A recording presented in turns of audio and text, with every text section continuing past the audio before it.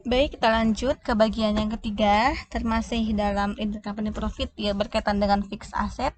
Jika minggu lalu kita sudah membahas tentang aset yang tidak disusutkan seperti tanah, maka pada kesempatan kali ini saya akan mencoba menjelaskan sedikit tentang intercompany profit yang berkaitan dengan fixed asset tapi jenisnya disusutkan. Untuk jenis fixed asset yang disusutkan ini sangat banyak contohnya seperti mobil, bangunan, peralatan dan seterusnya.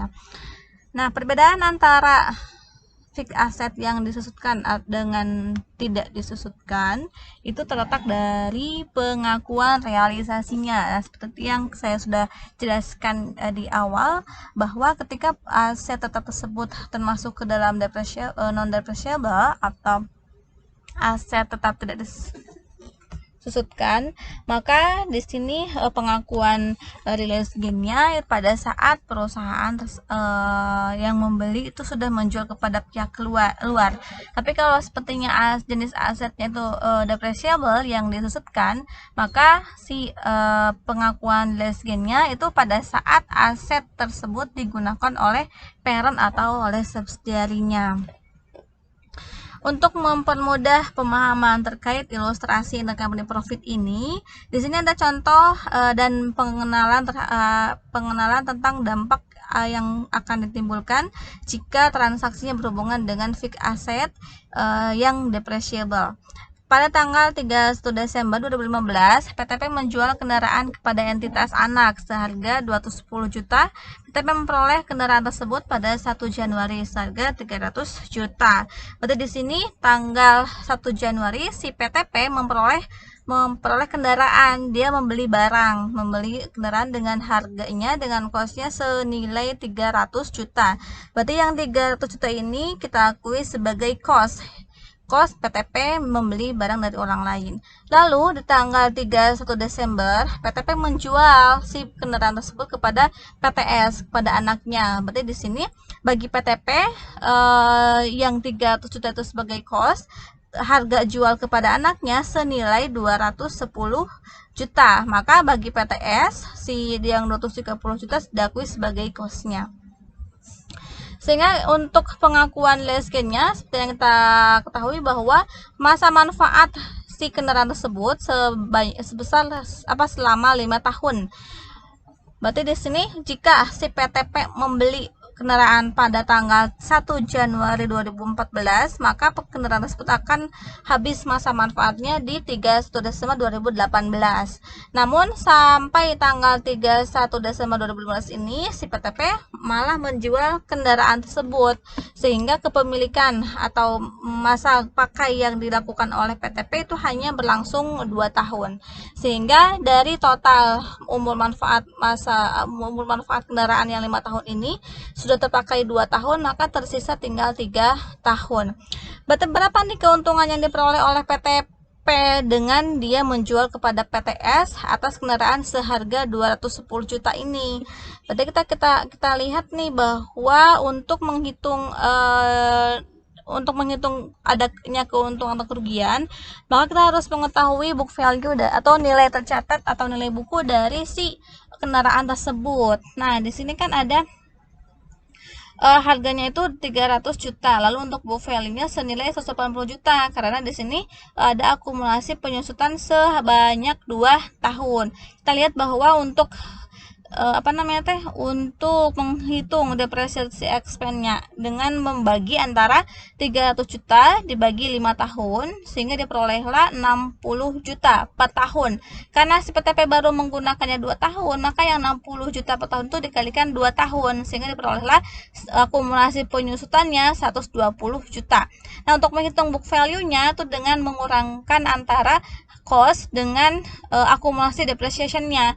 Karena cost di sini 300 juta dan tadi akumulasi depreciation-nya setelah dihitung 120 juta, maka book value-nya senilai 180 juta. Nah, ini juga bisa dikatakan nilai tercatat yang ada di laporan posisi keuangan atas kendaraan di PTP. Nah, pada saat PTP memiliki kendaraan dengan nilai bukunya 180 juta, PTP menjual kepada PTS seharga 210 juta. Sehingga di sini ada keuntungan. Kenapa keuntungan? Karena nilai jualnya lebih besar dibandingkan nilai buku. Ada keuntungan sebesar 30 juta. Nah, tadi yang 30 juta karena PTP baru menyerahkannya pada tanggal 31 Desember, maka yang 30 juta diakui sebagai unrealized gain. Lalu kapan nih realized gain-nya diakui? Pada saat si PTS menggunakan kendaraan tersebut. Berarti nanti selama 3 tahun, setiap tahunnya itu ada pengakuan realized gain di PTS atas penjualan kendaraan dari PTP ke PTS. Karena di sini ada rezekinya 30 juta dan masa manfaatnya 3 tahun, maka untuk pengakuan keuntungan yang terrealisasi per tahunnya atau istilahnya itu piecemeal seharga 30 juta dibagi 3 tahun, sehingga piecemeal per tahunnya sebesar 10 juta. Masuk ke pencatatan yang harus dilaksanakan oleh PTP pada saat PTP menjual membeli kendaraan dari pihak lain. Kan di sini ada penambahan kendaraan dan ada pengurangan kas harga 300 juta. Lalu setiap tahun otomatis si PTP mengakui adanya penyusutan senilai 60 juta dari perhitungan yang metode garis lurus. Lalu di sini ini perhitungan yang tadi ya, yang saya sebelumnya yang book value itu dari mana, ini perhitungan rincinya. Nah, lalu pada saat PTP menjual, berarti kan di sini PTP mengakui adanya penerimaan kas karena PTP memperoleh kas dari PTS senilai 210 juta. Lalu sampai tanggal 31 Desember ini ada akumulasi penyusutan 120 juta. Nah, akumulasi penyusutan itu diakuinya di debit karena si kendaraan tersebut sudah tidak dimiliki lagi. Sedangkan untuk akumulasi penyusutan itu kan saldo normalnya di kredit. Namun pada saat si kendaraan tersebut atau aset tersebut sudah kita lepas, maka akumulasi penyusutan pun harus dilepaskan. Maka dari itu, untuk akumulasi penyusutan pada saat dijual, saldonya menjadi di debit. Lalu di sini ada keuntungan senilai 30 juta dari perhitungan yang tadi.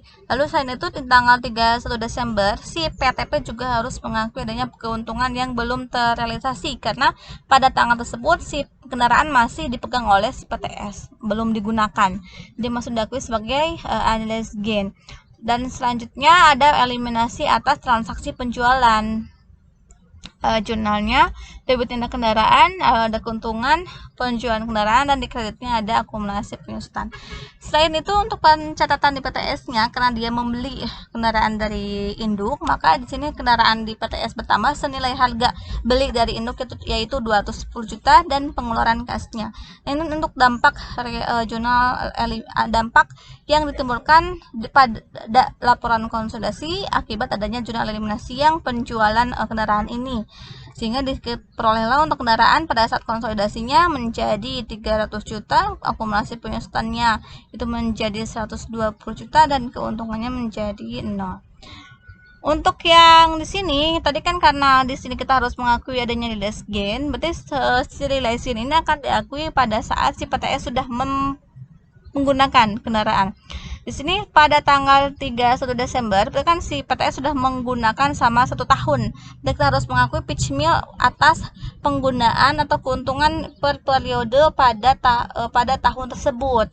Karena di sini keuntungannya 30 juta dan masa manfaatnya 3 tahun, maka piecemealnya bisa dihitung dengan membagi jumlah unrealized gain dibagi masa manfaat yang akan diperoleh oleh si anak atau sisa manfaat si asetnya, atau juga bisa dihitung dengan menselisihkan antara depresiasi expense yang si parent dengan depresiasi expense yang si subsidiarinya.